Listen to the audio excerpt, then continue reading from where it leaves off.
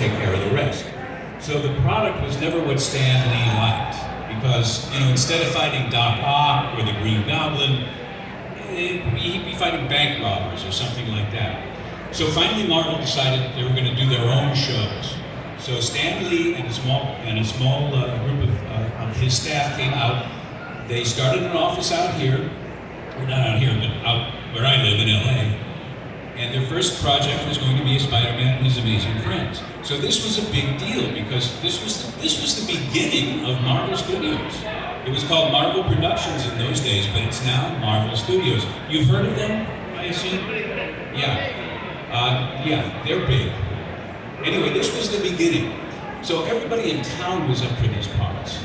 And I was thrown into the mix myself. A couple of weeks later, I got a call them. He said, they want to hear some more out of you. I go to the callback. And they have like little pieces of dialogue for you to read. And the producer, the director, some of the network people are behind the glass with the audio engineer.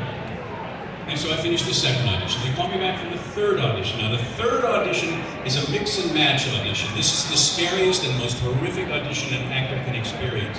It's called mix and match. Here's what happens is, you all sit in the outer room, and if they're casting for Spider-Man, Iceman, and Firestar, the casting assistant will come out and say, okay, Jim, come in and read for Spider-Man.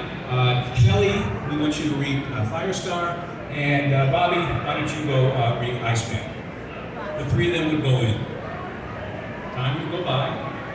Maybe Bobby would come out.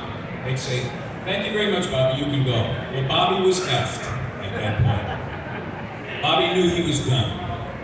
So this goes on as they choose people, different combinations. The room gets winnowed down. Every time the casting assistant comes out, you're praying that he or she does not say your name, because it means you're done. At the end of the day, standing at the microphones was Frank Welker, myself, and Kathy Garver. We did some lines from the show. The producer came out and said, congratulations, you're our team. We're going to start recording in another couple of weeks.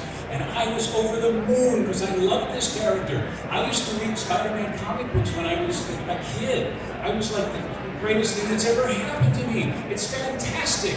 Thank you, God. 2 weeks go by. I run into a friend of mine. She says, I'm sorry about Spider-Man. What was $70? I said, what do you mean?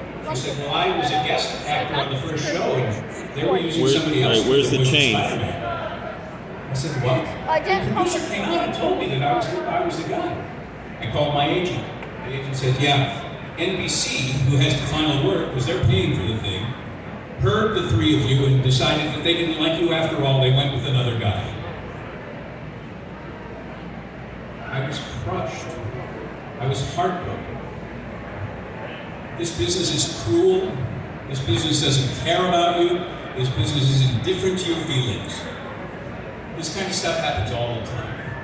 But I took it philosophically. I said, you know what? I came out of nowhere. I'd never done an animated show before. And I got very, very close. So I tried to put a good face on it, and I went on with my life. 2 weeks later, my agent calls me again. He says, you're doing Spider-Man. I said, I'm very confused now. I'm very confused, and I hope you are too. I said, I don't understand. I said, NBC got the first show back. They listened to it. They don't like that guy after all. They're back to you.